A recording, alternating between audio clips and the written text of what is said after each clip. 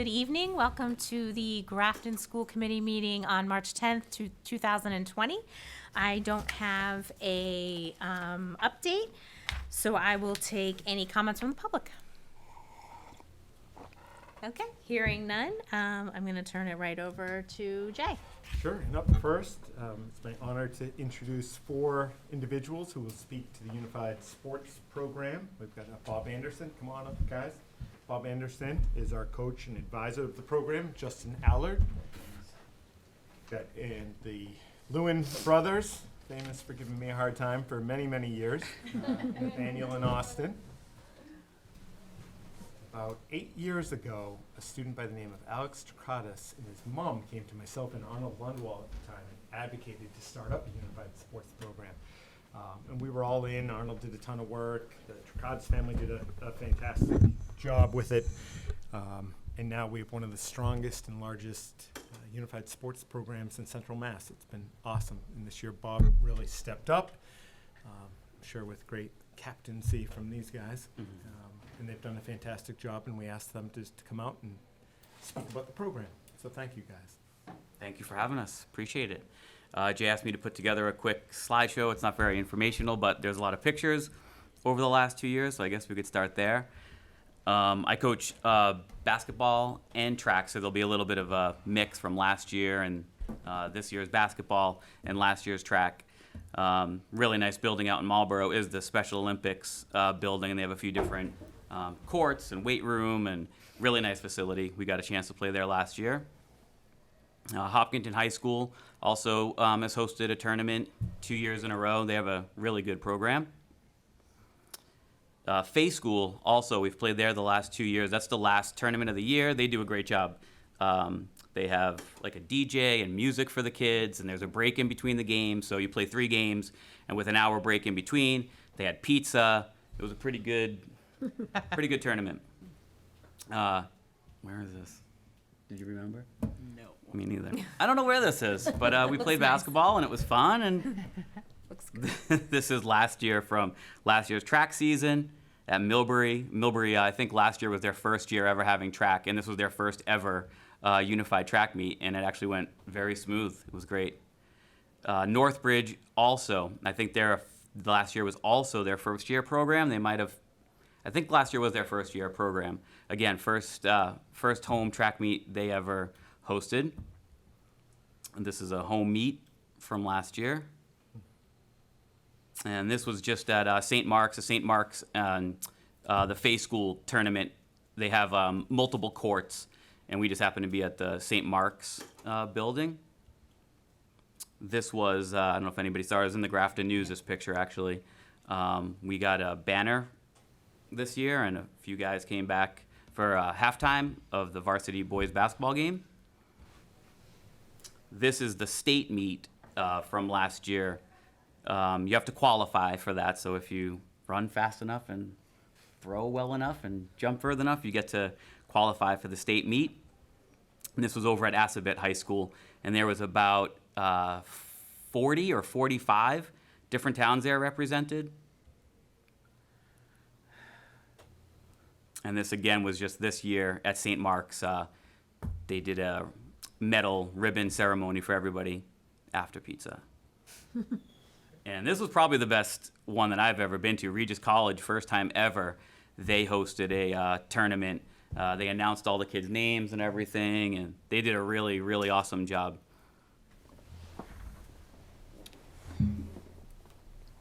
I guess that's it for the pictures. So I didn't know if you guys had questions or wanted to talk to these guys or ask any questions about Unified Sports, or we have track coming up. We start next week actually for track. There's about 5 or 6 meets for track.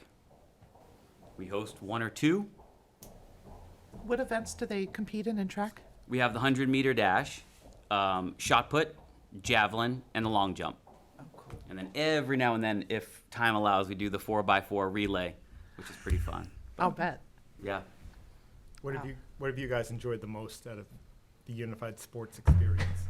Basically the shot put and the javelin. Nice. How about anything in basketball? Not recently, no. I did have to come out of retirement once. That is true. Hopkinton accidentally. So these guys have graduated Right. after the 18 to 22 program, Yeah. but Hopkinton, they just happened to come watch and support the team, and Hopkinton accidentally scheduled us in a adult league. So I had a bunch of high school kids, Oh. and we were playing against a bunch of adults. Some of them were older than me. Oh, And man. so these guys came out of retirement. Luckily, we had a few extra jerseys, and That's they awesome. played, so that was fun. How many students are participate overall? Overall, so we offer, it varies from sport to sport. We have flag football, we have bocce, we have basketball, and we have track. And a lot of the kids that do Best Buddies, I don't know if everybody's familiar with the Best Buddies program, that's pretty much the core group. For track, there'll probably be about 30 total kids. For basketball, it was about 10 or 12. Flag football, actually, we didn't have enough this year to have a flag football team. And I think about 10 or 12 do bocce ball too. So, It's a great program, so thank you for Yeah. running it, so I appreciate it. awesome, yeah, it's a lot of fun. It's awesome. It's very Well, cool. one of the reasons why I wanted to have you back or come was because of the banner presentation. So, what was that like? You guys were there. It was good. I didn't expect of getting the banner for Special Olympics at all. Yeah. That's awesome. You're such a good partner and such a good program, and I'm glad to see it get official recognition. Yeah, I think from talking to Jim Scanlon, that's a pretty select crew. Yeah. There's only a handful of Yeah. Massachusetts schools, and I don't know if it's by the number of participants or by the number of sports we offer, but I think we're only in a handful of schools in Massachusetts that actually qualified Yeah. Yeah. for to get that banner. So, and these guys have been in since day one, so Right. they've been in for 8 years. So. Wow. Going on 9. Yeah. Yeah, you guys have And Justin's actually a helper this year, so everybody's teamed up again through like Best Buddies, and Great. it's really just all about inclusion and having fun. Sounds great. Well, thank you for your leadership, all four of you. It's really great. awesome. Thank you. Well, thank you Alright. for coming. Thank you Good for to see having you. us. Oh, we have a question from the audience. Oh, Come on question. up. Corey Lewin, they're dead. Come up to the microphone so everybody can hear you, please.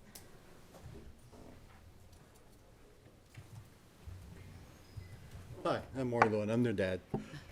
Just want to pass on that what has happened since they've moved off this program and gone into the adult program. They had their first season of basketball at the Center of Hope where they go now. And the training they got and the exposure they got in this program puts them in the elite. There's not much that they can't do on the basketball court. So all the other kids look up to them, and the coaches look to them for help. So it's points to Grafton really having a strong program. Thanks. Thanks for Thank sharing you. that. That's awesome. Elite. Yeah. Elite. Sounds like you guys have matured. Well, But so. basketball's not your favorite. That's So great. you must be really elite in track with the javelin. Yeah, plus track is starting up this year too for the Center of Hope. Nice. So Great. Good for you guys. Good. That's Good great. luck. Nice. Well, thank you everybody for coming. I really appreciate it. Thank you guys for having us. Thank Appreciate you. it. Right. Thank Thank you. you. Bye-bye. My neighbors. That was good. All right. Next up, we have the North Grafton. Oh, and feel free, you do not have to stay if you don't.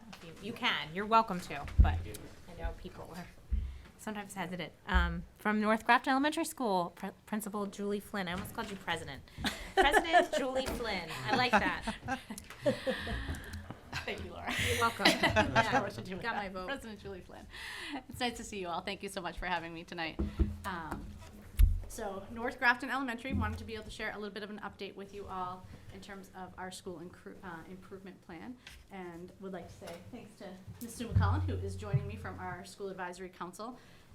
She's been an integral part over all 5 of my years and many more in how our school improvement plan comes to fruition and the work that we've done. So happy to have her here tonight, but also want to say thank you to the folks that are part of our group. Mr. Compton has been a parent on our group for the last 2 or so, 3 years. He's the co-chair. Andrea Anderson is a kindergarten teacher at our school, and she's our secretary. Lauren Fletcher, also a teacher in our school, is just part of the group. And Sarah Maycomber is one of our parents. She had moved from our community rep last year to being a parent this year. And then Sue, who I mentioned. So we are a small, we always say we're a small but mighty school. We also have a small but mighty school advisory council.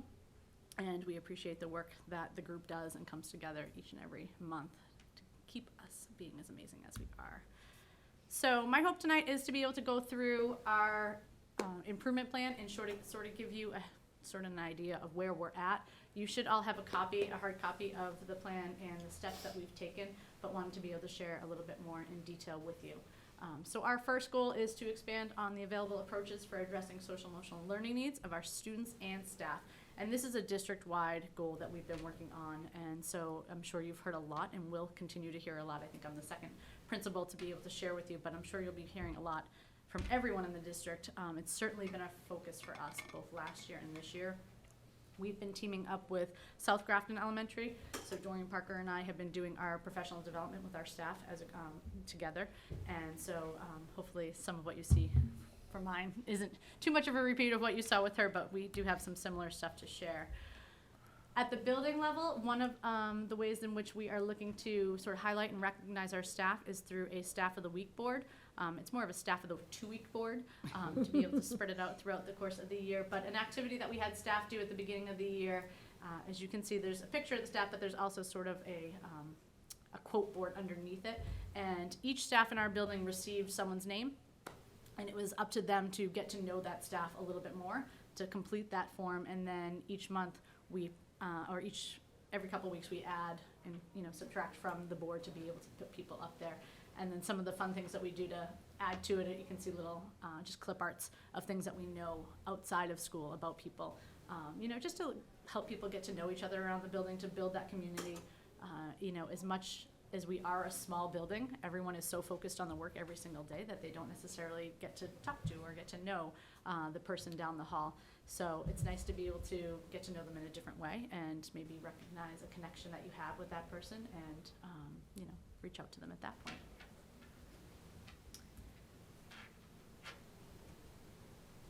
Another activity we've been doing at the building level is something we call Walk and Talk. This was something I introduced last year at our staff meetings and have, again, been able to implement it this year. And it's pretty basic and pretty simple, but it's also pretty impactful.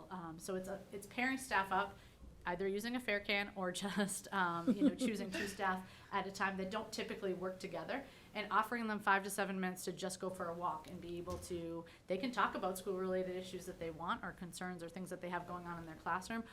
They could talk about things at home. They can talk about really whatever they want. It's just an opportunity for staff to come together and decompress. As I mentioned, we come together and we do the work every day, but we really focus, we're so focused each and every day in every minute of the day that we sometimes don't allow ourselves that time to just sort of take a step back and breathe, and we're all human and we all have things that are going on in our lives that sometimes we just need to be able to have a conversation with someone. So this is a nice opportunity for staff to be able to do that. Also allows them, again, to connect with someone that they might not otherwise talk to in the building, and get a breath of fresh air. If we come into the building early in the morning, we don't leave until 4 o'clock in the afternoon. Sometimes we don't get outside, so when the weather permits, we try to suggest that people do this outside as opposed to in the building, but it's totally up to them.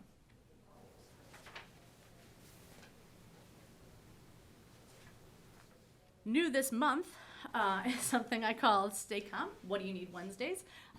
And it's just a way to address our staff's social emotional well-being, as well as our, we're always looking at ways to help our students. This is a way to help our staff. So each Wednesday we have a number of different things that are out in the teacher's room to be able to support the staff and what their needs are. Everyone has different needs. As a classroom teacher, you have 20 students come into your class and everybody needs something a little bit different and they need it in a different way.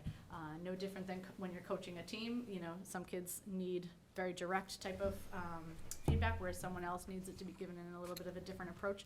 Staff need different things as well. So trying to tap into the different things that they might need to make sure that they're getting their needs met as well. So some of the different things that are part of this, just staying hydrated seems like a very small thing, but you could go the entire day without going to the bathroom or having a drink as a teacher, and it's a true thing. So the idea behind that was, don't leave the teacher's room until you drink that bottle of water and get yourself hydrated. Off to the left, there's a bowl there for leaving a post-it note with your name. If you just need some positive encouragement, or you need to have a conversation to hear what you're doing. As much as we get into the classroom and we have conversations with teachers, sometimes it's so focused on the work that, we need to make sure that we stop and talk about all the things that are going well too. So an opportunity for staff to ask for that. Of course, on the other side, there's a bowl of candy, because every now and again, you just need a piece of chocolate to get yourself, moving. I don't think you can see it, but in the back there's some stress balls and Play-Doh to be able to just provide a calm moment, to focus your attention on something else. We also had a calm space and a 5-minute yoga routine in the art room that staff could, on their break, pop by the art room and do a 5-minute yoga routine. Just little things to try and help staff, because we know that the job itself is, it's an amazing job, but it also presents itself with challenges. And we come to school every day worrying about how we're supporting our kids as best we can. We go home at night wondering what can we do differently and better the next day. So want to make sure that we're taking care of our teachers as well. So we have our second one tomorrow. First one was last week, and we're coming up on the second one tomorrow. So if you're in need of anything, stop by North Grafton Elementary Teachers Room. This is just a picture of a staff board that we have in our main office, that's, I feel like, has become sort of a central point in our office. And it started off as just a, what did you do over the summer? Share a picture, to be able to reconnect as the school year got started. And it's evolved into something so much more. Students come into the office every single day. Teachers, parents come into the office every single day. And it's really become a focal point where people get to know and talk, and it's a conversation starter. So students that are waiting outside the nurse's office are, constantly looking for and identifying someone they know in the picture, and like, oh, they went there. Oh, where do you think that is? And I love the beach too, and I didn't know she's done this. So it's been a nice way to connect kids to teachers in a way that they might not have the opportunity to. So I think that it's something that I just wanted to share as a positive piece for our staff, that I think everybody really enjoys bringing their picture in and sharing with everyone else. Additional things that we've worked on at the building level, but also at the district level, is we're piloting Second Step, which is a social skills curriculum. And it's, right now we are piloting it both at North and South Grafton. At our building, we have both of our preschool teachers are piloting it, and a couple 2K teachers and 2 first grade teachers are piloting it. Subsequently, so many people started to catch on to the language and really enjoy what they were seeing and hearing, that many other people have started to pull lessons to trial them themselves. But of the 6 classes that are piloting, we've had some amazing feedback. Actually, Sue's part of that group, and we just met a few weeks ago to talk about what's working, what's not working, and ultimately everything is working with it. They felt like it's really a nice complement to Responsive Classroom and the social thinking curriculum that our speech pathologists and school psych support our classrooms around, and that it offers explicit teaching in a way that Responsive Classroom doesn't. So we love Responsive Classroom and have no interest in moving away from it. It's more of a global community building program, whereas this really pinpoints targeted skills that our students might come into contact with each and every day, and provides scenarios and role playing to be able to specifically target a behavior, or an emotion like frustration, and how do we respond to when we are frustrated, because as we know, that's a difficult skill for many people, let alone our littlest people. So our teachers have really enjoyed piloting Second Step, and we'll be connecting with South Grafton towards the end of this year to talk about next steps with that and how we could potentially move forward with that.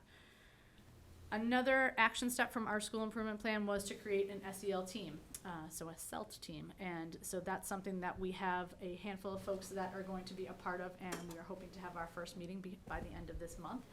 We had some work that we were doing through our professional development in a book study this year. Actually, I think my next slide. Next slide after that, I'll skip to it. That we wanted to sort of work through that before we created a team, and talk with South Grafton about what they were looking at versus what we were looking at, if it was something that we wanted to do together or not. So we had our January PD, and after our January PD, we made the decision we are going to move forward with the CELT team, and so we put that out to staff, and like I said, I think we have 5 or 6 staff that are interested in being a part of that team, so we will be moving forward to make sure that this work continues, because it's ever evolving, just as everything in education is. It's not a one and done. It's not something that we can do one year and not the next. It's something that we need to take care of our students and our teachers, forever. So the hope is that team will be able to come together to make sure that happens year to year. So I mentioned that we're doing a book study this year with South Grafton. This is the book, Everyday SEL in the Elementary School. And so the way that we have sort of broken that apart is that Doreen and I worked on the first couple chapters. Everybody read the book, across both staff. But Doreen and I did the first PD in January on sort of the overarching ideas around the book. And then our upcoming PD next week, week, our staff are broken into groups and they're going to be teaching the different activities that they can implement in the classroom. So there's a number of different ideas within the context of the book, and they're paired up in different, into small groups so that they can now teach out to the rest of the group. So looking at how we're going to implement moving forward. So that's exciting work as well. And then one other SEL activity that we were hoping to do this year, Joanne Stockland and I have been meeting throughout this year trying to plan a parent night focused around SEL, and we've got some great ideas. We have a book that we've identified and we've looked at called SEL in the Home, and we've sort of outlined the structure of what we would like an evening to look like. When we started to look at the spring calendar, we felt like we were crunched for where we could fit it in a way that we wanted to make sure that we got a large audience. So our hope is to be able to put that into place next year and put together a night similar to like a Know Your School night or a curriculum night, but one that's focused solely on SEL, because we know that at the building level we see an increase in students and the various needs that they have, and that obviously carries over, and parents at home have those concerns and questions as well as to how to support their kiddos. So we thought that having a parent night would be a nice opportunity to bring the school and the home together to continue that work. And then just to skip back to this picture, one other piece that's going on in our building right now is that our kindergarten team has prioritized SEL, and one of the activities that they have incorporated, and you've probably seen this, is something I feel like is big in social media right now, is how we interact with our students on a day-to-day basis, and how we are the first face they might see, or the first conversation they might have of the day. I know my own children, are woken up pretty early and we're off to before school, and, sure, we talk and, everything on the way there, but it's an early morning. And, so I'm truly grateful for the teachers that I know that they have, that they then get to, connect with when they walk in the door. And it's no different for our students as they come into North Grafton. I greet every student as they come off the bus. We have another staff that is down on the corner if they're going outside that greets them again. And then as soon as they come to their classrooms, they get to make a choice as to how they greet their teachers. So the kindergartners have started to get a little goofy. Instead of a hug, they do backwards hugs now. But true to form, they're, as a 5-year-old does, they come up with their own ideas and we go with it.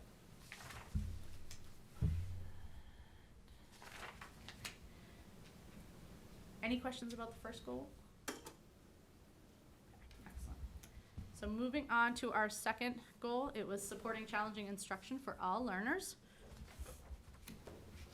And I shared with you last year, I believe as part of my ed report, the makerspace that we had started to build in our library with Mrs. Torres, and that's something that has evolved over time, and we've continued to look at how we can expand on and make it a true place of creativity and learning for students. So much goes on in the classroom each and every day. We really wanted to try and find a place and a space within our building that students could just have that inquiry-based opportunity around literature. So Mrs. Torres and I have worked to create sort of a monthly calendar of different activities that we can, integrate into the library that, reflect on problem solving or recreating a story or expanding upon a story that she's purposely read to the group. So that's something that we've continued with and we've added to this year. The folks that were in for kindergarten registration the past 2 days have really gotten to participate and utilize some of those activities. But I'd like to thank Mrs. Torres because she certainly has been a big part of that and supporting it and helping out with that. And I think that we have a really nice place for students that at this point they're able to use during the library period as well as during our indoor recess during inclement weather. We use our library often, so it's an option for them. A lot of problem solving, a lot of collaboration, a lot of work together, so it's a great opportunity for the kids. This past year, Tracy Kalo formed what we call the Math Summit, and that was staff across the elementary level coming together to look at and search different tools that would support our math instruction. So we've reported out in years past quite a bit around our literacy and how we're supporting kids around literacy. So it was nice to be able to really take a focus and look at math. One of the things that we have talked about feeling like we really need at this level is an assessment tool and a tool that can help to support the differentiation, for individualized student learning. So Galileo is what was vetted by the group and has begun to be piloted. In our building, we have 2 teachers, one at K and one at first grade rather, that have started that process, and so their classrooms have now at this point taken the assessment. And it is an online assessment, which, if you can imagine getting, 20-something kindergartners into a classroom with a very different login, a different name for their password, and then having to teach them how to go through the program before you yourself can even see it.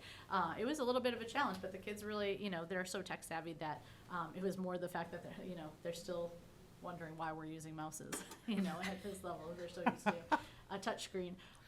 But all students were able to take the assessment, and now the next step is we're meeting on Friday to be able to look at that data from the assessment and determine what are we doing now that we have this information in front of us. What does this child need versus what does this child need? How am I changing my groupings, or what am I doing with my instruction in the classroom to ensure that I'm using this data that I have to best inform how I work with kids?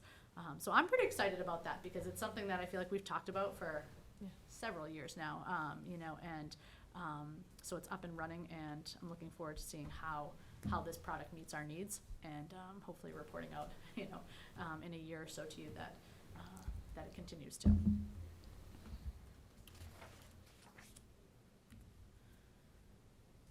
Another way that we are looking at how we're increasing opportunity for our students is through building agency within our kids, and so at even the youngest age, even at our kindergarten level, and this little guy is a kindergartner, offering them some choice and voice in what they're doing. So our teachers have worked really hard in terms of creating differentiated learning opportunities that are individualized for the group of students that are in front of them.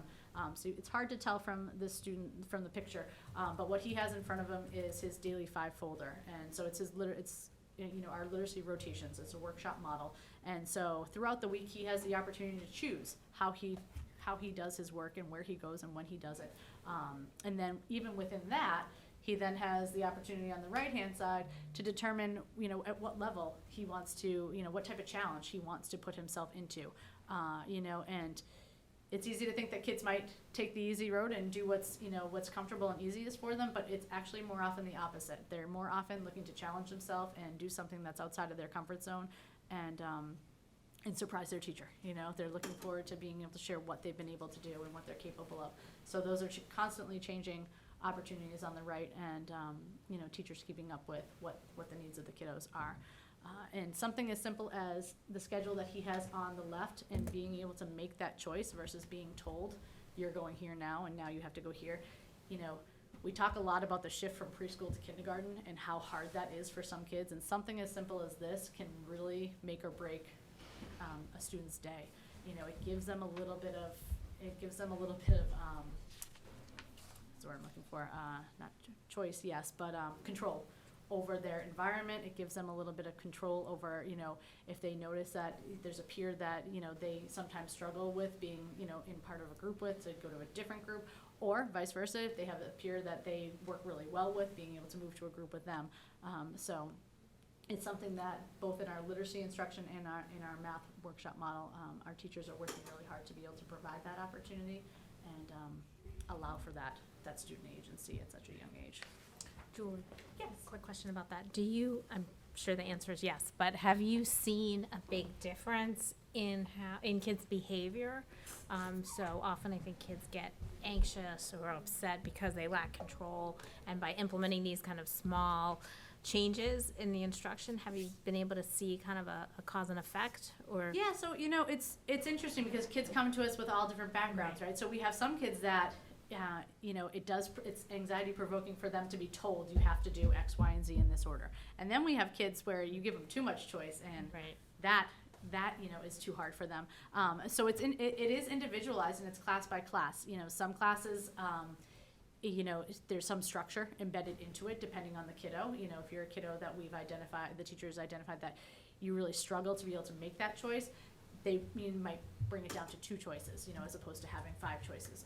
But yes, I do think that we've seen a great deal of our students be able to show that they really do appreciate having that ownership and that control over their environment, and building their independence, because ultimately that's our you know, that's our end goal. Not only do we want them to be successful and proficient in the, you know, the content, but we want them to understand that they have independence, you know, they can build their independence, and they do have autonomy over how they learn and what they're doing.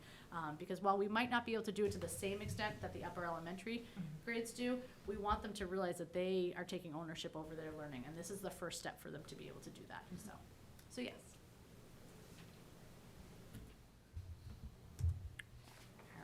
And moving on to our third goal, providing a physically and emotionally flexible and safe environment for all learners. So this one was a little bit, you know, you always reflect on how you do things and, you know, how you identify what you do. This one's a little bit of a twofer in terms of the what the goal was ultimately looking at focusing on, which was flexible seating and the safety of our schools. So put them together, even though they're a little, they come together in some way, but in some ways I think I could have made them 2 separate goals. But first and foremost, flexible seating has been something that we have been really striving for at our school. And it's taken us a couple of years, but with the support of our PTG and with the support of teachers, you know, wanting to work with and learn more about flexible seating, we have now been able to provide it pre-K to 1. So we have within each of our classrooms, from the preschool up to 3rd grade, we have a variety of flexible seating options that are available to students. And, you know, sure, we're a young building, so there's a teaching piece that goes into it. There's guided discovery that goes into it. But ultimately, the goal is for students to be able to make the choice on their own about what type of sitting works best for them as a learner, so that they can engage as best they can throughout the day. So sometimes we see students switch it up throughout the day.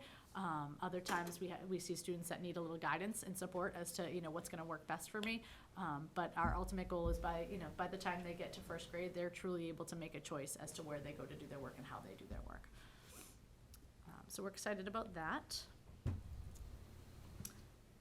And then the second part of that was our safety procedures. And, you know, so we continue to work with the folks in Grafton, both the PD and the fire department, in terms of the procedures that we have in place and how we can constantly evaluate them and make sure that we are keeping our kids, you know, and our staff as safe as possible. So we've done a lot of work this year. Earlier this year, it seems like a long time ago now, but we did, we joined forces to do ALICE training with all of our staff at the beginning of the year. And so you know, in that scenario, we were practicing some of our less common procedures that we don't necessarily practice them yet with our students, particularly at our age, but we do want to make sure that everyone has a plan in place and understands what those plans are. So we have done that. We have 2 well-written documents, I think, that really articulate exactly where everybody needs to be and what everyone's job is. And we'll continue to reflect on it as, you know, year to year, but feel good about where we're at this point in time. And that is the end. Any questions for Julie? So I was gonna say, I like the walk and talk and the calm table that you have, just because teachers do so much for the students. It's nice for them to actually take time for themselves, even just for 5 minutes, just change their mode. For the Galileo, like when you're trying to figure out what to do with the assessments and understand, is there something, or I don't know if Trace could answer this, is there something in place to help us read those assessments and like how we could, So it's Changes. there's a reporting tool within yep, the context of the program for the teacher to be able to look specifically at what skills were targeted in that assessment, what skills did the student show proficiency in versus where they struggled, so that they can then, and then what changes, their like, is there a instruction. way, like, I don't know if you don't, like, yeah, so can they make suggestions on how to make improvements? So they suggest, reading it? they suggest the targeted skills, and we're gonna actually be looking at the data on Friday to talk about what the next steps are around that. Tracy, I don't know if anyone else has gotten further than we have in the Yep. pilot. So there are several reports you can run. The first one is by standards, so that they can look at the class as a whole, as they performed on standards, and then they can look at it by student.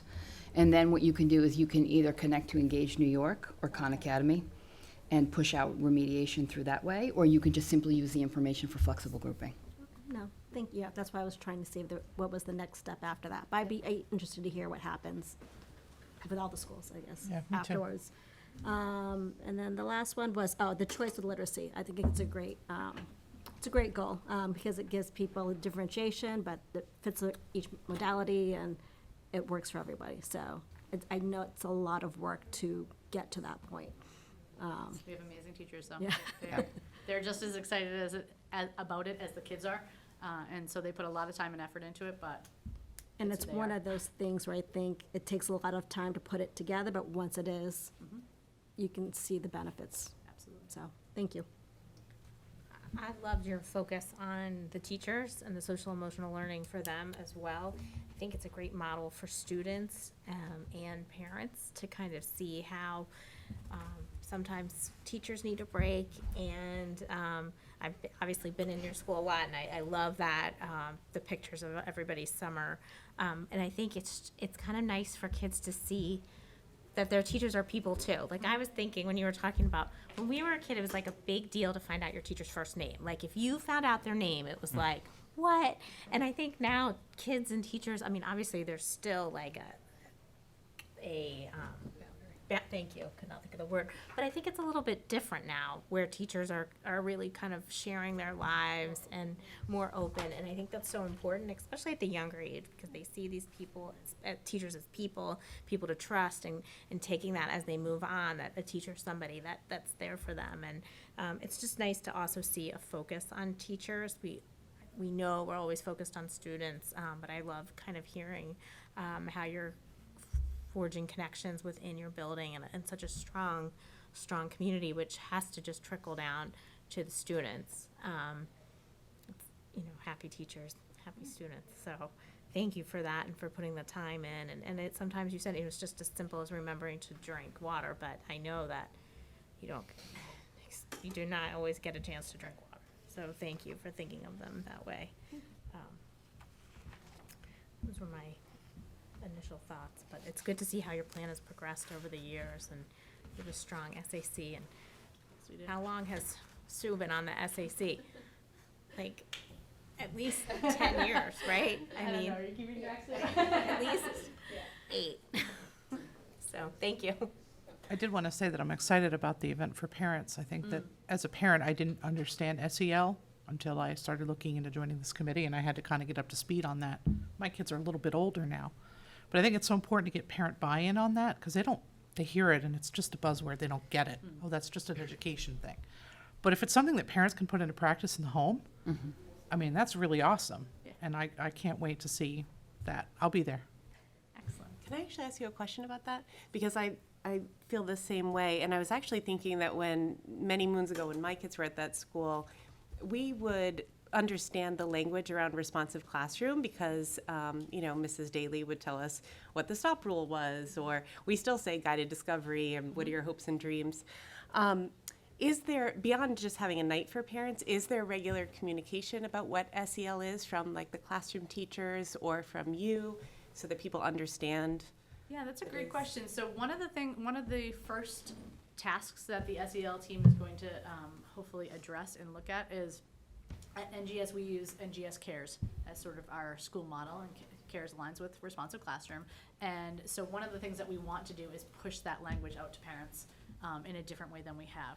We've talked, it goes out in my weekly report, and, I might mention that we're working on responsibility or cooperation, but we want to make sure that we're doing it in an even more explicit way, right at the beginning of the year, giving them some sort of, refrigerator, type thing that they can put right up and have it there at all times, and then revisiting it throughout the year that we, it's just like we do with the students as well. So I think that's something that we're gonna be looking at doing a little bit more of. Certainly, the teachers are constantly talking with the parents about, what are the expectations in the classroom, and, how are we trying to achieve those expectations and working with students. And we'll talk about the focus, and we have our word of the week that aligns with CARES. But I think we want to try and bring it together in a way that is a little bit more parent-friendly. And maybe, the one thing that keeps coming back to us is, if they just had sort of a one-pager that they could always reference back to, at the dinner table, let's, look right over here, remember what that stands for, and how are we doing that right now? And, what does that look like in your school? We're hoping that that's something that will help parents out. Yeah, that alignment of language. Absolutely. Yeah, cool. Any other questions or comments for Julie? And Julie, you filmed has that been aired? So Doreen and I, as part of our ed Yeah. report, collaborated on a video to be able to be aired publicly for Grafton. And our highlight, we decided that we wanted to highlight the related arts. So we did video last Friday, a week ago Friday, in art and music and PE, and I'm not sure, the high school students were gonna be working on that, and they were gonna get it to us so we could sort of preview it before it aired, but we're looking forward to it. Really excited to be able to share out all that's going on with the They were working on it today. It should be edited by the end of this week, they great. said.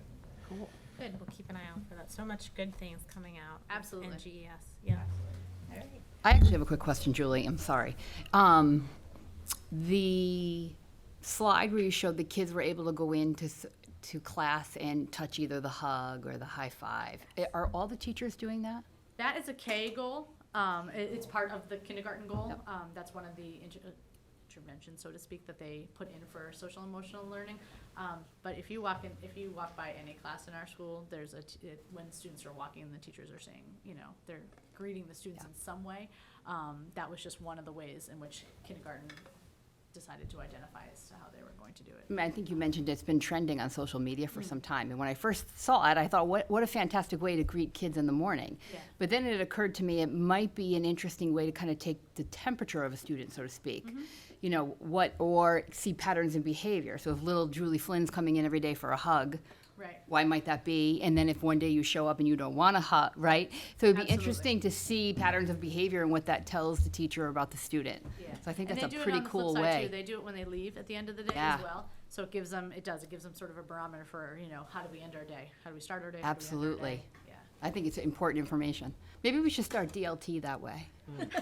Definitely school committee. Also. See how that goes. Right now, we're just waving. Yeah, just waving. Elbows. We'll make Jay give the hugs. Only by consent. Okay. We'll see you May 9th. Yes. For the annual fun fair. Absolutely. We will see you May 9th. Thank you. And I just want to say hello to James Stewart, because noticed that you are on the school committee now. Yeah. And what year are you now? Junior. Oh, my goodness. So I've been here a while. Not longer than I thought. It's good to see you. Thank you so much for having me. Glad to Bye, have Julie. you. Thanks, Julie. Bye. Thank you, Sue. Thanks, Tim. Thank you. Good to see you. Thank you. She was the vice principal at North Street Oh, I knew that. with Jen Mannion, and then she moved when Brenda retired. So, all right. School choice. All right, so I put together just a few slides to give you a quick refresher in school choice. As you know, it's an interdistrict statewide program that allows, if you have seats, it allows students from other districts to attend your district. Your district, if you are open to choice, which we have been for the past few years annually, and tonight you'll be asked to vote on either participating in the program for the upcoming year or not. It's as simple as that. The state only wants to know if you're in or out, not the number of seats or anything like that. And again, we're open to anyone, and it's lottery-based, that it's utilized. We do it right here in this room with the ping pong balls and everything. If the number of applicants are greater than the available seats, which for us, that's typically the case. It's been a great financial resource for us. Last year, we brought in about $695,000 to the district, and that went towards offsetting teacher salaries, paraprofessional salaries, some technology expenses, so it's been great. The base figure is about $5,000. On average, we bring in about $6,300 per student because you bring in more monies if students have special needs and they need additional services. You have credits, or it's really additional monies for each of those students, so that's why the average is over $6,000. Transportation is not provided. Many people think it is, so it is on the parent to get the student to and from school every day, which can be a challenge. Once students are accepted into choice, they're with us all the way through graduation, or they have that possibility. So let's pretend, my recommendation is we stay with choice. But if tonight the school committee decided not to remain open to choice, the kids in the program, they don't leave us. They stay with us, and they're locked in. I think by all accounts, our choice students are seen and treated just as any other Grafton student. That was a big concern way back when we started, if they'd be treated differently, and they're not at all. They have full access to every activity, team, all events. They are in every way treated like every other Grafton student. In terms of my recommendation, I'd recommend that we remain open to choice in 2021. We've got the very simple application. If the vote is positive tonight, it would be accessible tomorrow morning on the website. They fill that in and send it to us. There's really, we'd leave it open for applications until at least right before the April break. And then my thinking is with the override in May, to wait to fill the seats wait till May to fill seats. As it stands now, we're more or less full, if you will, technically, in grades right now, K through 12. So next year, that will be grades 1 through 12. Average about 10 kids per grade level. The new seats would be in kindergarten. And we haven't even done registration, et cetera, so we don't know that number yet. My thinking is, if the override, well, I'm very hopeful the override passes. If it didn't pass, and we know that we could potentially have larger class sizes over the next couple of years, it would seem inappropriate to add seats unless we thought for some reason we could absorb that. So we don't want to compound a potential future issue. So waiting till May, I think, is wise. And while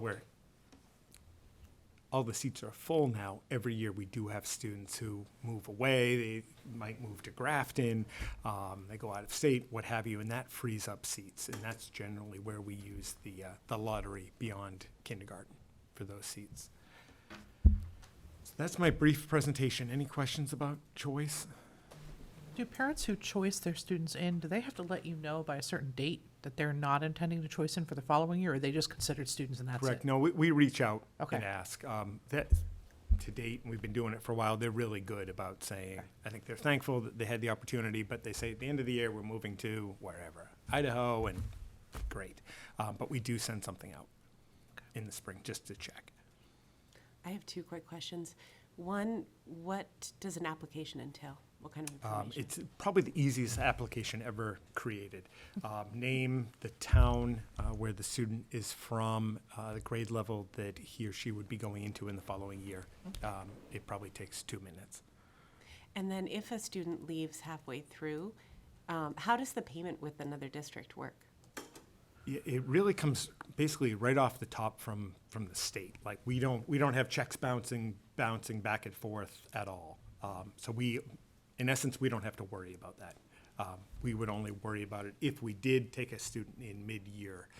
The payment trails, but we know that we're due half a year's payment of school choice. It's really pretty easy on our end in terms of the tracking and the management.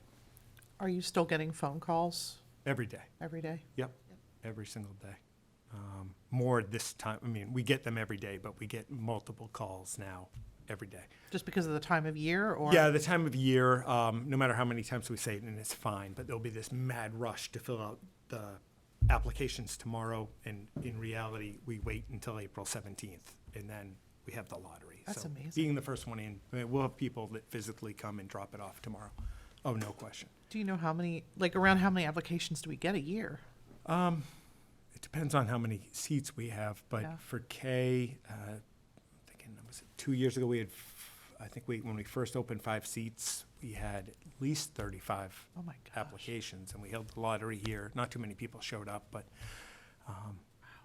yeah, it's not uncommon. Jay, can you explain again how you decide how we decide how many seats are? There's so much confusion, I feel like, all the time about school choice. Yeah. It was originally set, like, let's say our average class size is 250. If we're set up for 250 kids, in the classes that go through, that we have bubbles that are bigger and some that are a little smaller. Those that are smaller, if we're set up for 250 in terms of staffing, and we have a class of 237 kids. Yeah. Over time, we didn't do it overnight. We built up where we have 13 seats, if you will, in that class, whatever it is, 7th grade. Where Right. we know when they're going through, we don't have to prep, we don't have to hire anybody for that next year. We've just basically leveled it out. So that's given us the average. Some classes have more than 10 on average. We're at 10. I think in total we have 128 students. But it's all about taking advantage of economy of scale. To date, because we've been doing this for years, and we've been slowly adding when needed, or when the space provides. We haven't had to add a single teacher, staff member. We've probably had to purchase some additional iPads, I would guess, a few. But we don't have to buy new books. We don't need new furniture. We don't turn the heat up any higher because of school choice. So it's all about taking advantage of economy of scale, and it's worked out definitely incredibly well for us. I did see Jen, sorry. Go ahead. A couple years ago, when we opened it up to kindergarten, Yeah. have you found, now that we've gone through a couple cycles, have you have any reservations or any things that you would like to change, or? I think it's largely been okay. The first year was a challenge. And it's just the students that came in. It wasn't the student's fault, but say a 3rd or 4th grader comes to us, we have that track record, and so does the parent of that student in school for a few years, so they may already have an IEP, may have an aide with him or her, and that's paid for by the sending district. They're more of a known quantity, but kindergarten, Right. they're just jumping in, so we're figuring it out on top of all our other kindergartners as we go through September and October. It's really worked out, but it's been a different challenge than, again, that student moving in 10th grade. We've got a folder, we have past grades, Right. It's just very different. Kindergarten's a little tricky too, in that we don't know exactly how many kids are gonna register just from Grafton. Forget school choice. We wait and see how many actually register. Some years it's a little less than we expect, some it's more. Sometimes when we think we're in good shape in August, we'll have 25 people register at one school all after August 15th. It causes a little bit of stress, and we roll with it, but it's a challenge for sure. Right. I think that's why we voted less than 5 seats. I think that first year, and I think last year, I thought we did open, I thought it was 5. well, I think the first year we The decided first not year, to do. I set it as 5, and I'm all for, do you think we did more? I think we did less, but Oh. I don't think it matters. I thought we were trying to. Yeah, we probably that sounds would like have had something the we would do discussion to about it. hedge our bets a little bit, Could, That yeah, we were gonna- definitely yeah. could be. but I don't think it matters now. Yeah, I don't even know. And those students, again, they tend to stay? The kids that come in kindergarten, what's Yeah, your so sense? far They're they have. staying, okay. Yeah, They must like it. yeah, we've very few leave, the exception of those who move. Right. We have, That's such a commitment, especially Oh, if you yeah, live yeah. in Northbridge, or, I don't know how much further away their parents are coming, but yep, to have to drive your kid in every day and be there at, yeah. Oh, it's definitely a commitment. No Good for question them. about it. So we did have a question from the audience. Are you guys okay if I call him up? I thought I saw a hand. Did I? Yeah. Yeah, okay. I'm Rahul Rathi from 22 Seaver Farm Lane. Jay, I have a quick question about the criteria. Is there any criteria that you accept the students if they're coming at, say, middle school level or a high school level, or they don't come at that level? They definitely come at that level, and you're not allowed to set any criteria. It's We're going not to be a allowed. completely blind process. Okay. Is there a way we can track their progress, like if they're coming, like they are school choice students, and how they are doing as per the, like the graduation rate, their graduation rate and all? Yeah, I mean, we certainly have access to that data. I'd probably be very sensitive to sharing that Sure. in a public forum, but it certainly could be done, yeah. Okay. Okay, Yeah. thanks. Okay, any other questions about school choice? So we need to just take a vote tonight, whether or not we want to open school choice. As Jay mentioned, that we're not going to assign seats until we know more in May about what our future looks like. So you could make a motion either way, but I need to I have make a motion to open school choice for the 2021 school year. Second. Motion made, seconded. Any further discussion? All those in favor? All right, thank you. Thank you, Jay. Thank you. And you're next. Oh, great. I put together a short document that's in your book regarding, I was asked to give a quick update on my goals, and I did so. Oh, here it is. I made just a brief PowerPoint just to illustrate exactly what you have.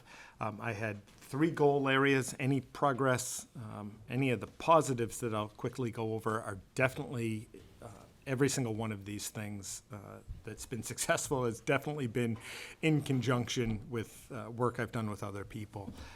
The first goal was to improve communication of school budgetary needs. Thanks to all of your hard work and definitely Dan, we greatly accelerated our budget process. I think that was a real challenge, but it turned out to be, I think, a real positive for us, where we had it done by November, and that's almost unheard of. So that, for the green, I put where I thought we've met or made a lot of progress. Yellow, it's in progress, and red, I just haven't done as of yet. We met with various stakeholders. I've met with each staff member at all of the schools at least twice now. Met with the different PTGs and some different individual parents who have asked to talk about the budget. So I think we've got a lot more communication forthcoming, but so far I think that's gone well. With Laura's help, we set up the override. Is it override questions just or budget. budget Just questions? budget, Okay. On Facebook, which was a new endeavor, and Laura's been fantastic about that. I think we've been incredibly responsive. We've completed about 3/4 of the American Disabilities Act self-assessment. We talked about this last year, where the town received a grant and they did some of the buildings in town, but not the schools. They're very costly to do with outside groups, and we're doing the best we can with our maintenance department to do a self-assessment. We're hoping to have that done, I'm hoping in the next month. With that effort, we've also, we received one grant that was a combination of grant and some capital funding that we put aside. We're in the process of finalizing a project to replace all of the original door handles, the door knobs at North Grafton Elementary School with new latches, which I'll show you. They're actually kind of neat. They're actually made in part to make it safer if you have an active shooter situation, which I can bring one in and actually show you guys. So that's being done, and today we put in for another grant. I think it was for South Grafton to have all of their doorknobs ADA compliant. So we're chipping away. The issue is certainly not effort or want. It's incredibly expensive to make real significant ADA changes. In the way we're set up right now, we simply are not funded to meet those needs. In terms of goal 2, that was increased coordination and effectiveness of student services. Tracy's been critical with this, along with Bob Wall and Nicole McDonald. embedded professional development program was created for our paraprofessionals. It's run by Nicole McDonald, our Assistant Director of Special Education. She has a team that she works with of paraprofessionals that help lead and design their instructional development. Bob Wall and Nicole and Tracy are working very hard to increase the consistency of our co-teaching programming. And we have successfully piloted, or we are about to pilot, the internship program at the high school. That's been largely run by Jim Pignataro and Jay Cody. I think it was just a couple meetings ago that Jay Cody came in and spoke to that. That's looking fantastic. And again, that was all their effort. I was basically along for the ride. And then goal 3 was to strengthen our collective ability to meet the needs of all students. We have implemented the use of a data system that is being incorporated into our student study team meetings right now. I think we had fairly strong student study teams, but the data just adds an element that we've been missing for a few years. I had talked about working with the Grafton Teachers Association to see if we could modify our evaluation system. We have a lot of staff. We want to do a really good job with our evaluations. They're directly tied to the state. It's a ton of work, and anything we can do to modify and simplify the process without negating or lessening the impact is, I think, a very good thing. So my heart is still in that goal. We simply haven't had a chance to do it. We partnered this year with Shrewsbury Youth and Family Services. They've obviously been working in Shrewsbury for, I think, like a decade, if not more, with their schools. We're the first district to work with them beyond Shrewsbury. It's been a fantastic success for us. The feedback's been absolutely wonderful. We have 300 contracted hours in the contract that we have with them. It will be interesting come later in the spring. We can always add more hours if needed, but the 300 hours was basically just our best guess. So I'm anxious to see how that plays out. If we do have extra hours at the end of the year, they carry over to next year. So they've been absolutely fantastic. And great also, we've put in for at least a dozen grants with them for a wide range of anything that you can think of tied to basically social emotional health. They're a tremendous partner with us. We talked about creating vaping summits. We've run 2 of those so far this year. We've created a resource webpage, and we held 1 educational event at the high school targeted towards vaping and addiction. And recently we met with Millbury Public Schools and their public health department to see if we can come together. I think Laura actually attended one to see how we can merge and utilize our resources more effectively together. And we're looking to potentially get grants ideally, but if nothing else, look to see if we can share funding for a very part-time addiction specialist that could go to, say, Grafton High School for a day, also work at the middle school with prevention efforts, so somebody that does this for a living. And then the other part of their job would be going obviously to Millbury High School or their middle school to do the same thing. And then we're hoping to do an equity assessment. I think I was really ambitious when I put these together, and I'd still love to do it. We figured out that we just don't have the kind of the manpower and the time this year to do our own equity assessment. We did look at contracting out, and we were talking like $30,000 plus for an equity assessment, and we just don't have the funding for that. So that's something we're going to work on figuring out. But at this point, that's a red for me as well, and that we haven't done it. And with that, I can take any questions you have or any guidance for anything you'd like me to change in terms of what I'm working on. So I appreciate all the work that you've done with the budget, with the Facebook and meeting with the GTA and the parents. So anything we can do to push that message, I appreciate you making yourself available. So thank you for that. Modifying the valuation system. Is that something you plan on doing in the near future, or is it for next year? Because I'm thinking with the change of the assistant principals, anything we can do to streamline that process gets so time consuming for them. Yep. Right now, it looks, in my mind, the earliest we could do it, because it's got to be done in partnership with the GTA, would probably be over the summer. And I'm not talking about necessarily a radical change, Right. but what pieces have we found over the years that maybe we could diminish or change to make them not as labor and time intensive? Like, we want to maximize the bang for the buck with the pieces that we can do, but be that in partnership as opposed to top down. So Yeah. my guess is probably this summer. No, I appreciate that. It's something that you want to do.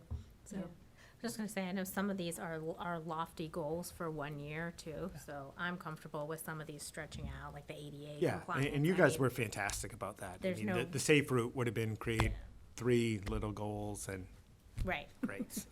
But having you think about these, and I know for you, like, it'll come to you, and there might be something that comes up, and be able to start these, I mean, Yep. at least for me, which kind of leads into our next, which is evaluation. So that's one of our, I know we have 2 members who haven't done it yet.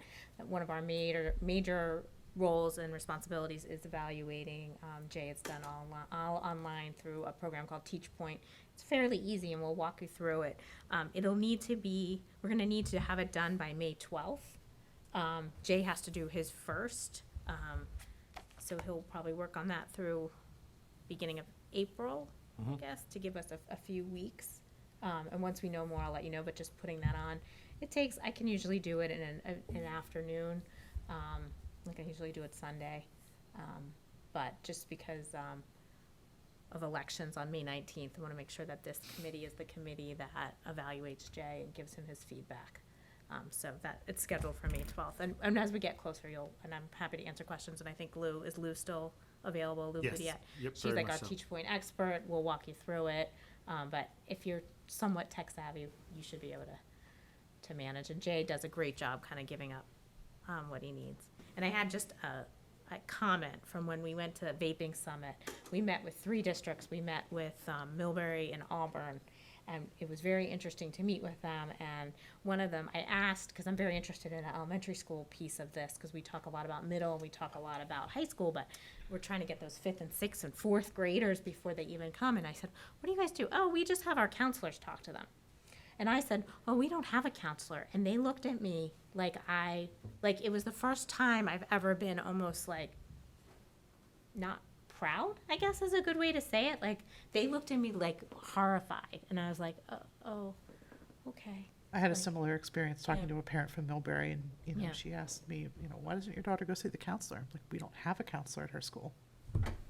Mm-hmm. And I said, yeah, we don't have math coaches either, by the way, just so you know.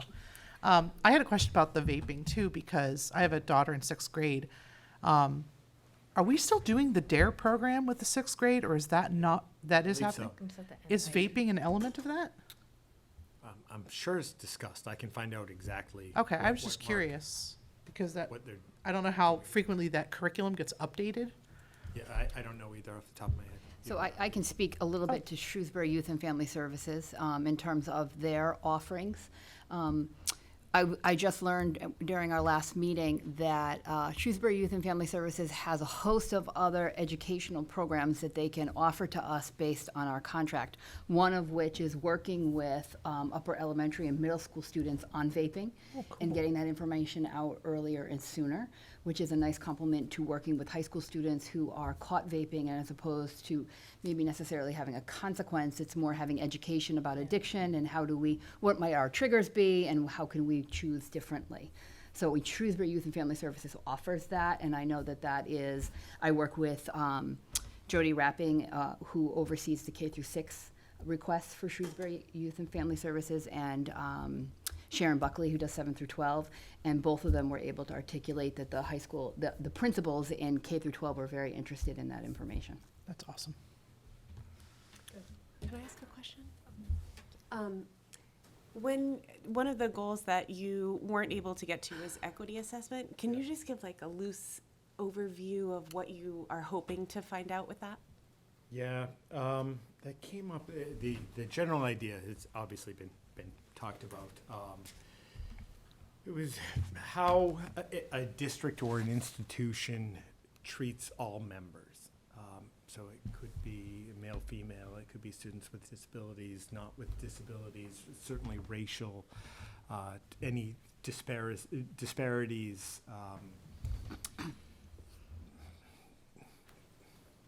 Basically looking at the health of the system in terms of how people are treated fundamentally is what it is in a nutshell. While it sounds relatively simple, I think to do it very well is why I was shocked that it was, I think the cheapest I saw was $35,000, where you're doing surveys, you're doing interviews, you're getting into schools, talking to how are like staff impressions, parent impressions, how do students feel day to day with their interactions, any like biases that may exist being known or unknown, but either way real to someone. It's a lot to dig into and discover, but I think it's important. I wish we could figure out a way to get it done without $35,000 or being super labor intensive. The ADA self-assessment seemed like a huge, or it is a huge undertaking. That is, I think, a walk in the park next to doing a real meaningful equity assessment for a whole district. And I think, Jay, it's probably important to mention that Jay and I had this conversation in the fall, and so Julie Flynn, Steve Wiltshire, Roseanne Karpaska, Carla Evers, and I started a 3-day workshop on cultural proficiency today to kind of start the foundational knowledge around that kind of common shared language and how we approach all people so that they feel that they are seen and heard and that there's equity among all of us in terms of our instructional practice and how we treat and see people. So we're starting that foundational work while Jay is, and working with the district leadership team to put together an equity assessment. And that was with Assabet Valley Collaborative, With correct? Assabet, yes. They've taken that, they do a lot of things really well with that collaborative that we do. belong to. That's probably their main thing over the past couple of years. They hired an equity, I think it's equity coordinator, so I forget the Yes. exact title, but somebody that focuses on that, is doing most of the assessments, like leading that work. So that comes up constantly in the board of director meetings, but unfortunately, it's very cost prohibitive too. But I'm glad that team went. Yeah, or it is was going. outstanding, I have to say. We were able to walk away with 4 or 5 activities to do with staff almost immediately. It was a very powerful day, so I'm looking forward to tomorrow. And then I just have one more question. So I have, obviously never been here before. So the whole budgeting thing that typically, if I understand the timeline, is usually that you would have your numbers more like in February, and this time it was in November. Right. Okay. Was that, I think there was like a million benefits to that. Was it also sort of added pressure or did it have to pull your focus from other things, possibly rightfully so because it's such a high priority? But what impact did that have on, I guess, kind of your ability to function in all of these other areas? It had a tremendous impact, no question about it. And it pulled me away certainly from lots of other things, which therefore put it on Tracy, Dan, Kristen Gasper. I wouldn't want to do it again in early fall. I mean, typically at least you get kind of a running head start at the things that when you became a superintendent, that's what you were hoping to do and be in the schools and connections and teaching and learning. We jumped right into in-depth budget analysis. So I kind of wouldn't wish it upon myself again. I'm hoping we don't have to do it again. So that was kind of my next question. I'm sorry if these are remedial, but is that because of the budget crisis that we're under, and then if we are able to pass an override, that would not be the Correct. case? Yeah, 100% correct. Back in 14, so for FY15, those were the best years in terms of Focus my where it needs to be. superintendency. Oh, no Yeah. question about Okay. it. We knew more or less what we'd get for funding. It was still a lot of work, but I could kind of make Dan do it. And it was great, absolutely great for those, more or less those 5 years were the best that I've had in terms of what you're asking about, no question. Thank you. Yeah, and I think as Jen kind of said, thank you for all your extra work, and I know that it's going to continue between now and May Oh, yeah, as yeah. well, which Yep, I you're guess is very why too. welcome, and I've said it 100 times, but Yeah. Tracy's been great, and Dan's been fantastic as well. We appreciate you picking up some of the extra. And Kristen Gasper, I have to say, she's not here, but a lot of the things that I would have picked up, you know, Tracy's got, they've got full plates, and so does Kristen, but she's been invaluable too. So thank you all. Oh, So we our appreciate pleasure. it, and we really do appreciate your availability and transparency to people, and knowing, just that you're on Sunday nights answering Facebook questions is really appreciated. And out at 7:30 directing traffic. That wasn't a goal, but. 7. In a With- costume. in Seven. I costume. wish it was 7:30. 7:30 would I'd be a love suggestion. 7:30. Yeah, 7:30. This time change has, I cannot Yeah. recover. It's No. been an hour and I cannot recover. Tuesday's the worst after the time change. That was my terrible. burning question for Julie Flynn. How's your school holding up? 'Cause, With the Time full change, moon. full moon, yeah, and Friday the 13th. Do you want to come up? Okay. So we do not have, we put FY '21 Yeah. budget, of course, and it could have gone, we put it before we even Yeah. had Thursday's meeting. We should kind of talk a little bit. Yeah. Unpack and talk about what's the next steps. Was kind of what I was thinking about this. So anybody that didn't, as a quick refresher. Yeah. Anybody who hasn't been attuned to what's going on, the School Committee, Select Board, and Finance Committee met on Thursday, March 5th. For a tri-board meeting, a decision was made to have a $4 million override put on the May 19th ballot. It was, I think, a very productive meeting in many ways. It was a little confusing. I think everybody left trying to figure out what exactly we agreed on.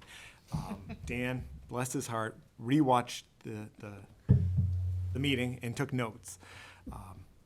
So he's kind of the master of what actually happened. But in a general sense, that was it. And we haven't yet sat down with the town administrator and the assistant to check our thinking with their thinking. But I believe, in a nutshell, $4 million with about $3 million going towards the schools, going on the ballot on the 19th. And that's all I know.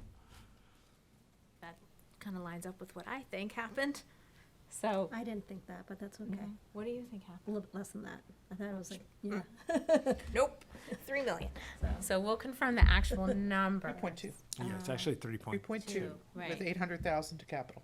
Right. But then how Didn't the about for the, 3.2 what include happened to the fire? 400 for the fire? Does. Yeah. The 3.2 includes the fire. Oh, okay, but you Right. said to the So it's Yeah, school. that 3.2, was so built not in to the there. schools, to operate, to Sorry. operations. Yes, it's 3.2 in operations. Okay, that's what, That's what I- that's what sorry. I heard. Yeah. Yeah, but not to the schools, No, that's no, what I. right. I'm sorry if I misspoke, Yeah. No.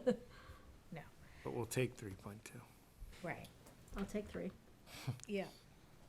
So, I know what happened, so I wasn't on the committee yet when this happened the first time, and I know what I did next, but I'm not exactly sure what that original kind of committee did. I know they provided a lot of answers, and we talked a little bit about doing outreach, which I really resonated with me when Allison, the woman, came up and spoke, and she mentioned how we went to the senior center and how, and I do feel like we're out in the schools, but we could certainly do a lot more of that. So we'll be in touch about kind of outreach that we'll need to do. But Jay, what can we be doing to work on?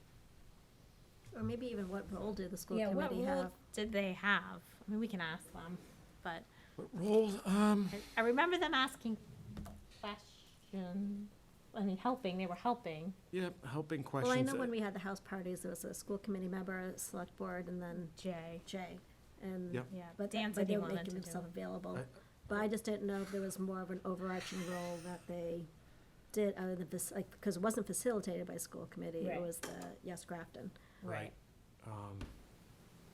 I didn't go to any of their organizational meetings, so Yeah, we I'm, did, I'm though. thinking just like secondhand. Okay, Yeah. so I'm And probably they the were, wrong they were person. there to- too, some of them. Sometimes, yeah. Yeah, I mean, for me, Like I- Bruce and Peter were Peter, there a lot. Bruce wasn't on school committee. No, but he was select board. He was Oh, on well, he finance was- committee. oh, okay. I guess for me, I don't know what the question is. I know I'm not gonna be able to sit back and do, like, just advise. Like, that's not who I am, and like, this is like the most important thing to me. So I guess we can just connect. I think for me, I was just trying to figure out how we can best present information that's clean and easy for the people to understand and break it down.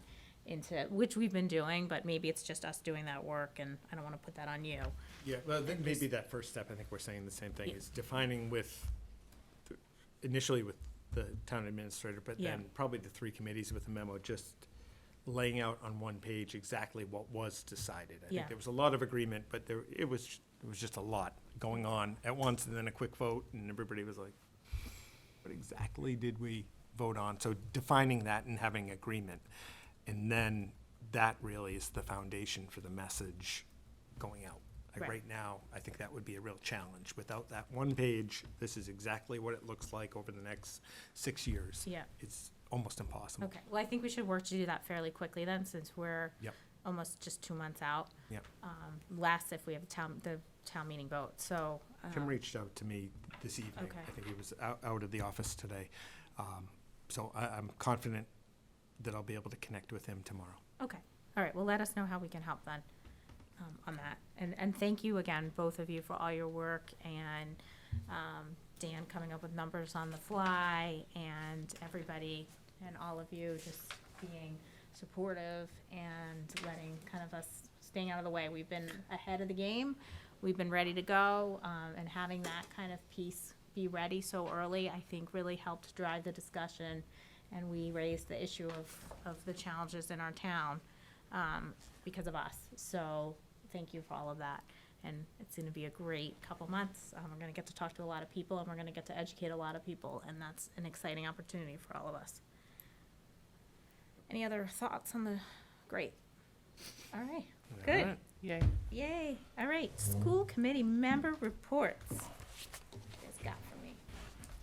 James? Starting next week, spring sports tryouts. Gonna start Monday and Tuesday. And last week, student council went to Hyannis for our yearly conference, and we were recognized as Gold Council of Excellence. Congrats. That's great. Where do you guys stay? We stayed at the Cape Codder, but Oh, we go to the Hyannis Convention Center, I think it's called, which is a 5-minute drive down the road. And we also did a polar plunge when we got there. yeah. That was, Was that to raise money or just for fun? yes, Yeah. that was for Special Olympics. Excellent. In total, we raised $61,000, which is Wow. really Wow. awesome. Wow, Good for you guys.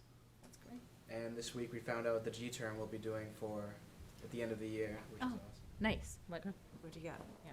I'll be doing camping, which is Oh, that is good. Fantastic. the great outdoors. Tyler, what are you doing? DECA did really well at I can't even think what it's called. States. Yep. We had our Quiz Bowl team went the farthest they've ever gone. We had 3 teams placed top 10. Ayush Patel placed top 5. Wow. And then we had a group of role plays placed top 3 in their first role play. Nice. That's great. What are you doing for G-term? I don't have a G term. Because you're gonna do an internship, or because you're Seniors gone? and graduates. Could be on the beach. You're not gonna come back. I feel like you're gonna just come. He might. Yeah. How's the internship thing going? I unfortunately wouldn't be able to do it just because Ah. I tried to make it work with I was talking with Mr. Meridian, but unfortunately just with the traveling I'd have to do and then my AP schedule plus Yeah.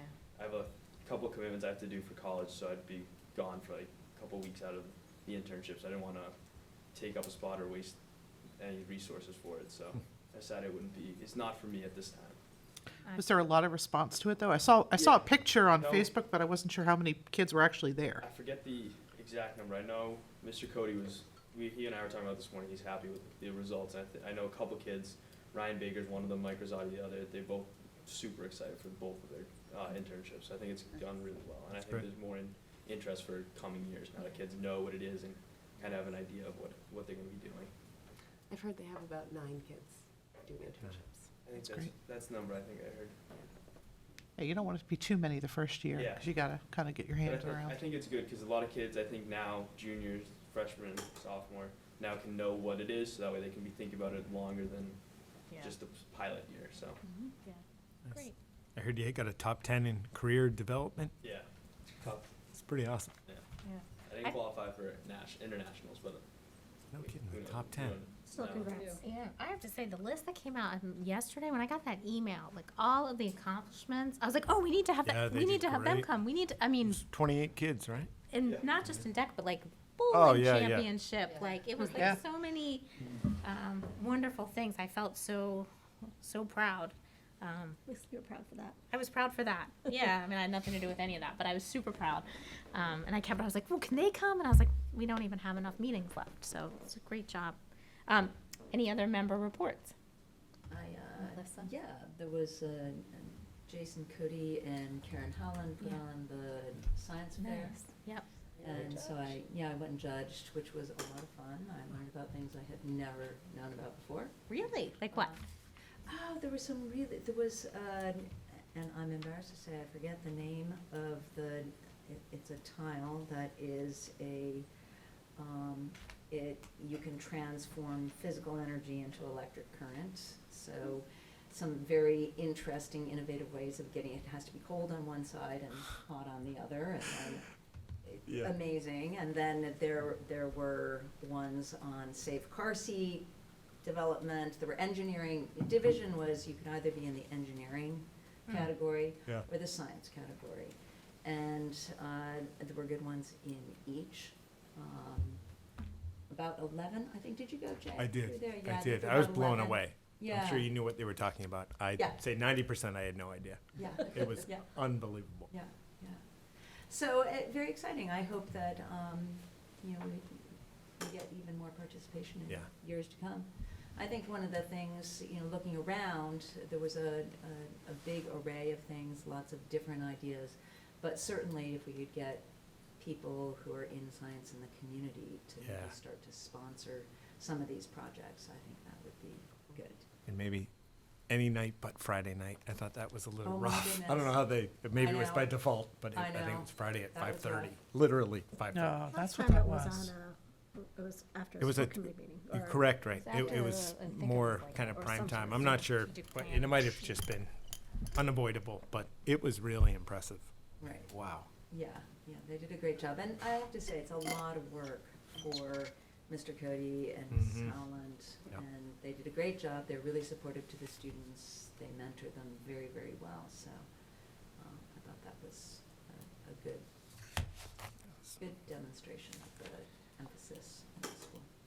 Do they go on to the county at They- WPI or no? Right, so they will, interestingly, the WPI fair is in a little bit of flux, I think, because the woman who's basically carried it, or the people that carried it for years are stepping down, so still hearing about exactly how that's gonna go, but yes, the top ones should go on to WPI, and then if you are in the top 3 at WPI, then you go on to states.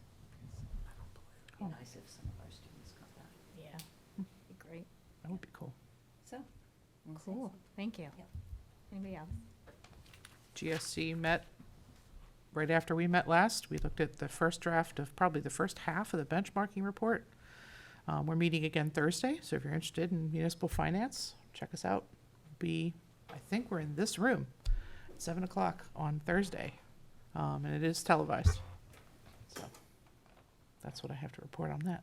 We're still working. We're going as fast as we can, but It's a lot. there's a lot of data to sift through. I mean, we spent 2 hours looking at these giant spreadsheets. It was just, yeah, super fun stuff. Super fun. And we're hearing back from the other districts that we had posed some questions to. That information's trickling back in, and I'm plugging it into our spreadsheet for the next phase. So, What are some of those districts? oh, goodness. Help me out, Dan. I know it's Millbury, Sutton, Austin, Bellingham, Bellingham, Ashland, Westboro, Westboro. Shrewsbury. Did we do Sutton? No, I don't. Shrewsbury is correct, yes. So those were chosen based on both geographic, so the ones that are close to us, right, because they're right on our borders. But then the other ones that are a little further away are just similar to us in terms of enrollment, percentage of spend of their town budget on education and that sort of stuff. And Tracy Novick helped us identify those 3 communities. Ashland is actually very similar in their financials to us, which was surprising. And Bellingham is not. But No. Well, I had the pleasure of going to Community Reading Day. Thank you to the North Grafton Parent Teacher Group for inviting me. I got to read to Mrs. Bosley's 6th grade class. I read The Sneetch by Dr. Seuss. We talked, which tied into the unit they had just been doing about civil rights. So we had a great discussion about racism and classism, and they're great kids. And we talked a little bit about what was next for middle school, and we talked about what school committee does and how we've helped them, and talked about the homework policy a bit. And no, they were good. Well, one of the students asked me about it, led a leading question. It was my child, because nobody was asking questions, and he's like, "Hey, Mom, why don't you tell them about your homework policy?" So I didn't even pay Thanks, him. Cooper. I know. I was like, thanks. But they were great. I love doing that every year. Jay and Tracy were there as well. Amy didn't mention it, but we went to the senior center with the select board. Thanks, Amy, for staying. I had to leave to do a work call. So they asked some interesting questions. I got all the hard ones after you left. I thought my first one was pretty hard.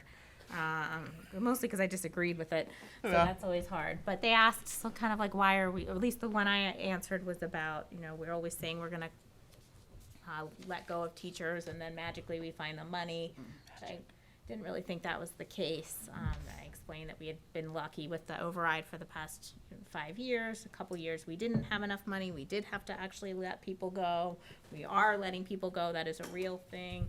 And then I think in the past, before all of us were here, it's like if it happens once, that's kind of what sticks in people's memories. I said we were always welcome to answer questions. And then Amy, what kind of questions did you Well, ask? Oh, sorry. I finished that after you left. There was some murmuring about it, and I explained the whole 80% of the budget being personnel, 20% being supplies, and you can only cut those other things that are not personnel so much before, now you're just employing people and there's nothing to work with. And they seem to understand that, we're not cutting teachers to be mean or to tug at your heartstrings. It's like, that's the nature of the beast. And we are making some cuts to the supply line, and, and they Right. seem to get it. I got a question about gifted programs or the lack thereof, your favorite. I'm so glad I wasn't there for that. That would have not been good. I thought there was a question about transportation, but I can't remember what it was right now. It was a pretty simple one for me to answer. But When they were engaged, great Yeah. questions. I thanked them for they waited on supporting. purpose until you left. Well, I don't know, because I announced that I had to I leave know. I was very open of when I had to leave, and And then they waited till you they left. waited. Maybe they didn't want, no, I don't know, The they things have applauded changed after so my much answer if you think questions. about it in education. Oh, yeah. Yeah. So not having a gifted program Oh, probably talked- does seem like a glaring omission when you grew up in the 50s. Yes. Or when your kids were in Grafton Public Schools in the 80s, and we had a program like that. We didn't have special education to the degree that we do now. And I think that's hard for a lot of people to understand when they haven't stepped into a school in 30 years. I think it is tricky, and we always talk about that. Maureen Cohen does the presentation, and she starts it off always with "back in my day." It makes people write down, because that's a lot how people view education. Well, back in my day, we sat in rows, and I had to walk around the school trying to find left-handed scissors because it was an anomaly that somebody was left-handed. Yep. So it's just there's so many things that have changed for the better. But in the long run, I felt like they were very supportive of the schools. I mean, the questions weren't really generally for us. When I were done speaking, they applauded, and I thanked them for supporting the first override, and they were nodding in agreement with me. Like, I felt that they were supportive, and it was a great experience. I would go back anytime. I think we should go back. Yeah. I think I said that to Yeah. you. I think it'd be Yeah. great to go back and maybe just the school committee. Yeah. Not to exclude, but just to have a different Right, a different discussion. environment. I mean, 11:30 is. I did have a couple seniors approach me and say that they will support the override for the schools, which I was like, oh, well, thank you very much. Because I think a lot of times we think of seniors as, it's hard, they live on a fixed income, they don't want their taxes to go up. We think of them as not valuing our schools, but they get it. They understand. Other people paid for them and their kids. We're paying for their grandkids. And it's part of your responsibility as living in a civilized society. So it was uplifting for me to hear that from people. And not for nothing, I feel like the high school and the senior center have a nice connection Yeah. between some of their events. So it gives them an opportunity to put faces to the issues. Yeah, sure. Jen, did you have something you want to add? I was just gonna say, when they say we're not cutting teachers, I mean, I think people need to know we're making lots of cuts, but we're trying our best not to cut teachers. Right. That's why you keep going to administration or through, Right.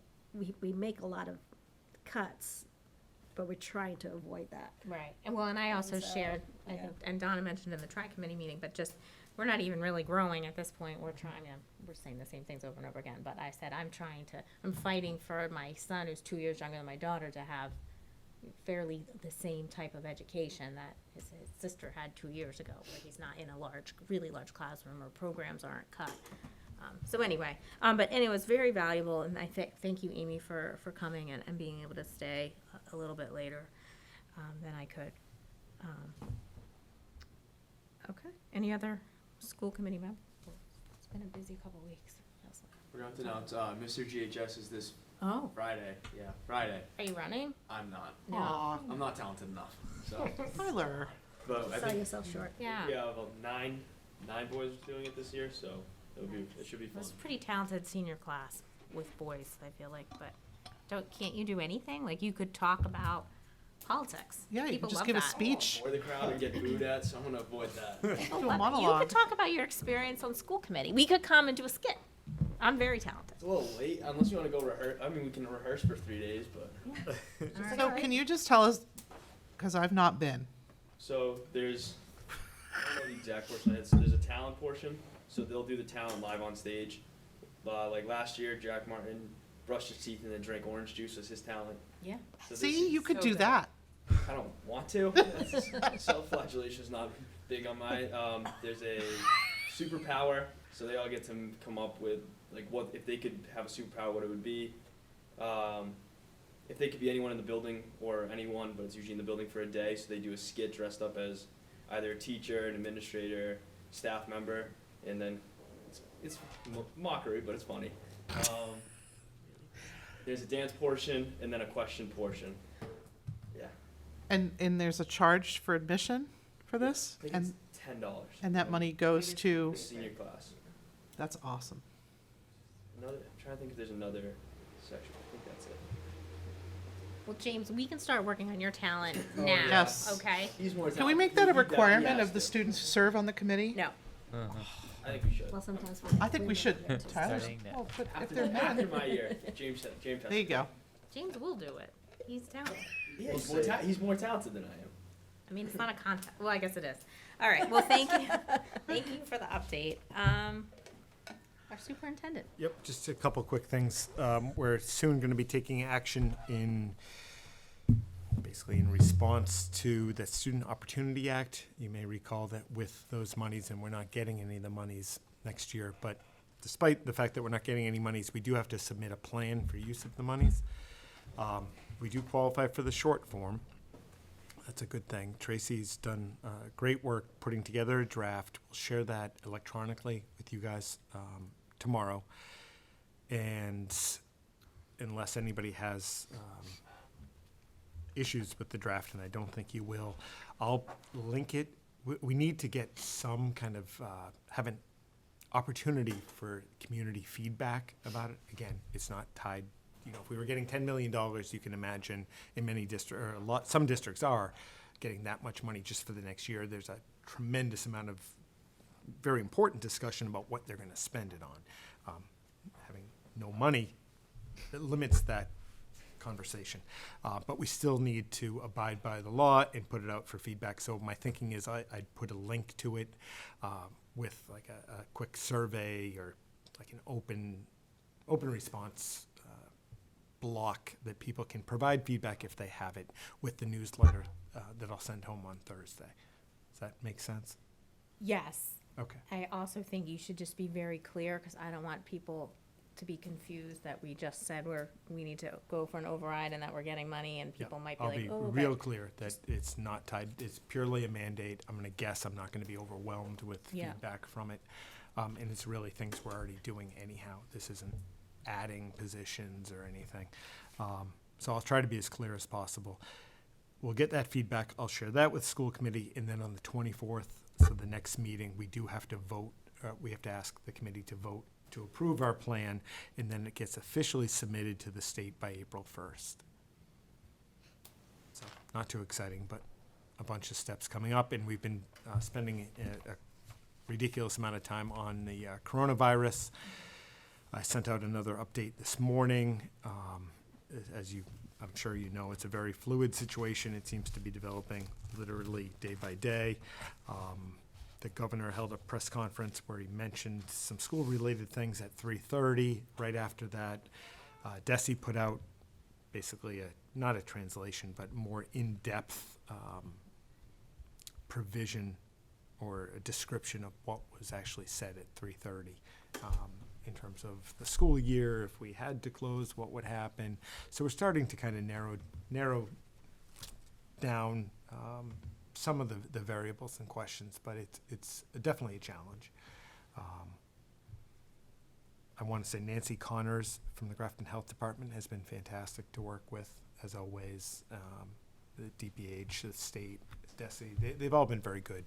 We've had on a weekly basis superintendent conference calls where we don't get a ton of answers, and that's not really anybody's fault because it's developing so quickly, but at least all of the superintendents are very much on the same page and in constant contact with one another about how to best handle whatever comes up.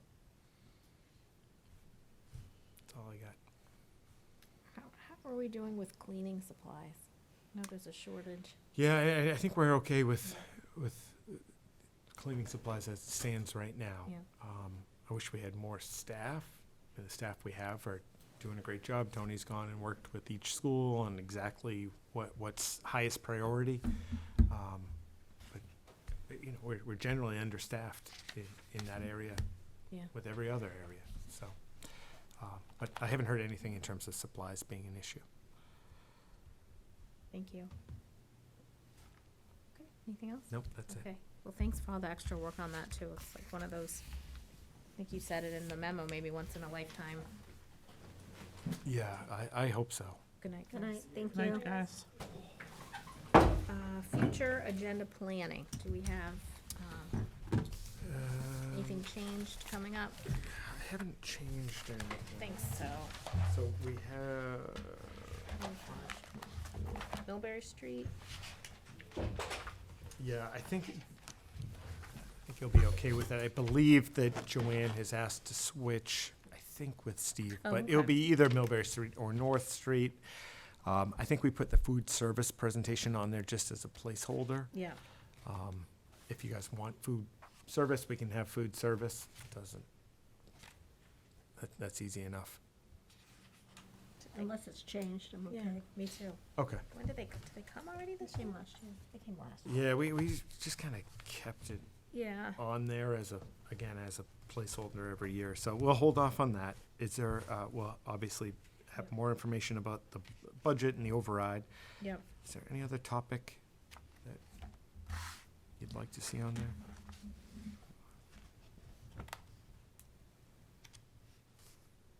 Okay. I'll let We you can know. always add to it. Yeah, I'm sure it'll come to me, but, Okay. okay. Great. Okay, and then next, we have minutes, I think is next, or, yeah, approval of minutes. I believe we have two There sets. should be two. It should be the Yeah. budget hearing, then followed by the regular Right. meeting at 7.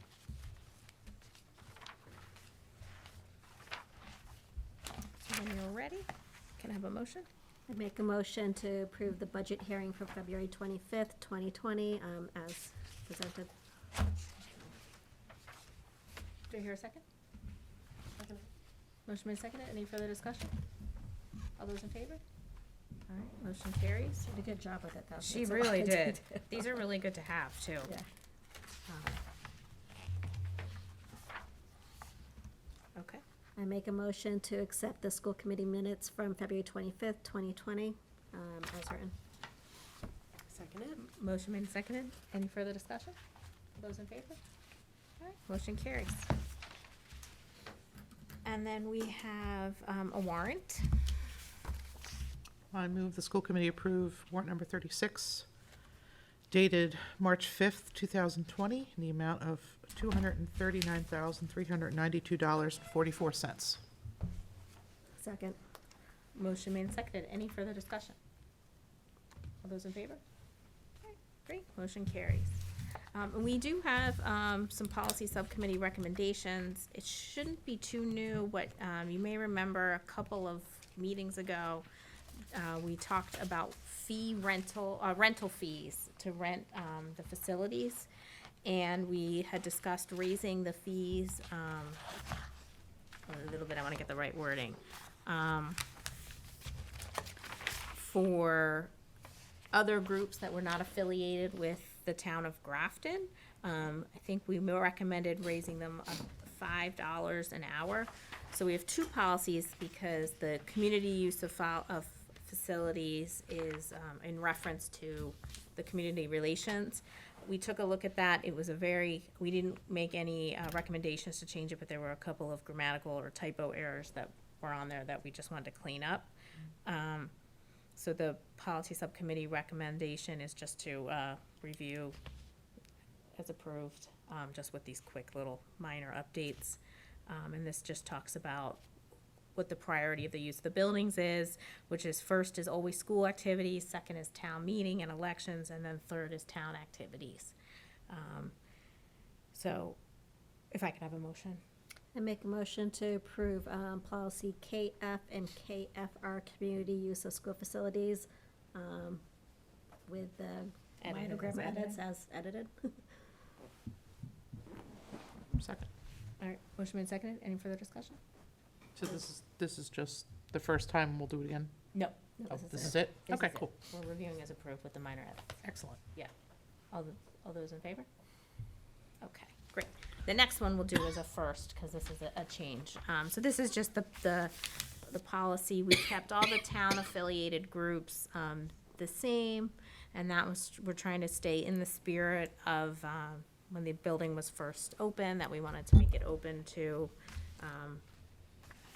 area kind of groups, town affiliated groups, and so we're keeping that at $10 an hour for the school facilities excluding Grafton High School, and $20 an hour for Grafton High School.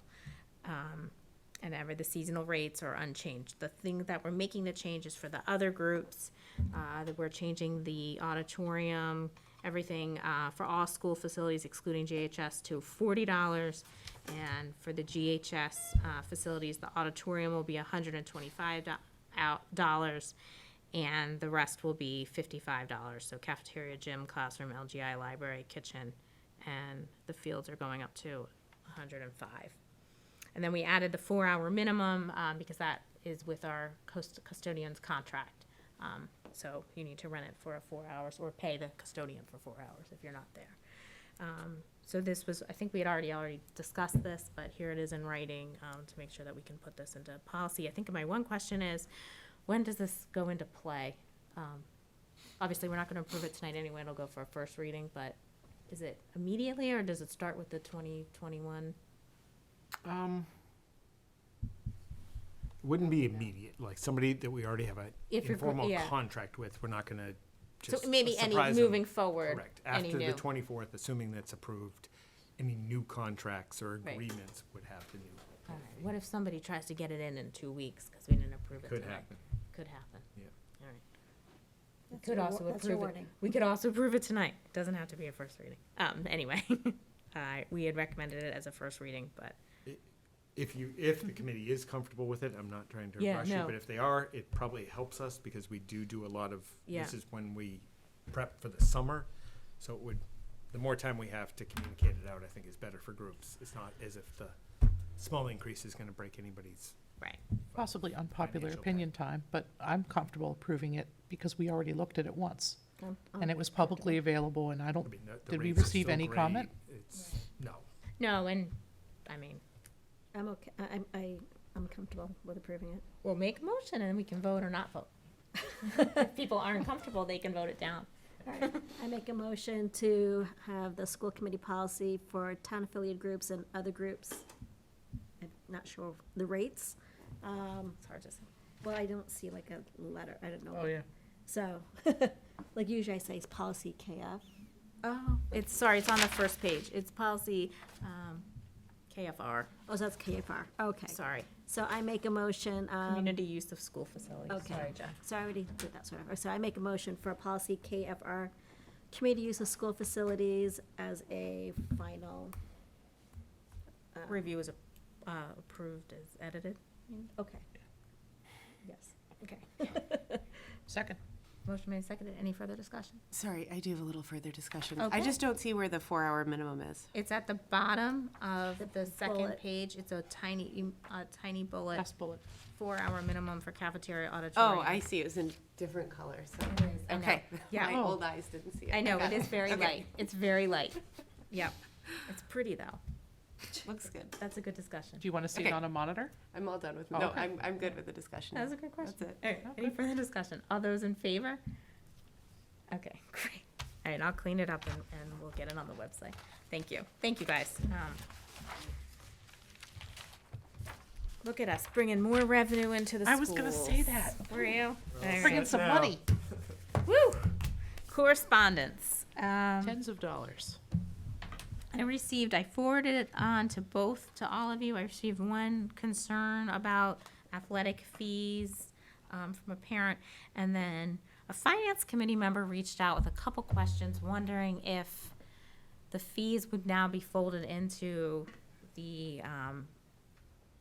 override, which I said, no, we were using it to balance the budget, and we had already voted on it, and if he had concerns, he could come to the committee and speak out, was how I left it, that it was voted on and approved. And we also haven't created the policy yet. No. Of what the No, amount is yet anyway, so that can always be taken to exactly, to consideration. And I just want to clarify, because unless I have the wrong person, I don't think that's a parent in Grafton with a child in the school. Oh, you're right, she's a worker, I Right. think, but she still offered her opinion. Yeah, And I which is great. forwarded it on. I actually wasn't sure if she also had kids, because I don't know her Oh, yeah, it personally. was a different school Oh, system. that letter. We don't have, we don't need to go into executive session, so I can take a motion to adjourn. Make So a motion moved. to adjourn. All right, Second. all those in favor? I don't think we need to vote, but good night.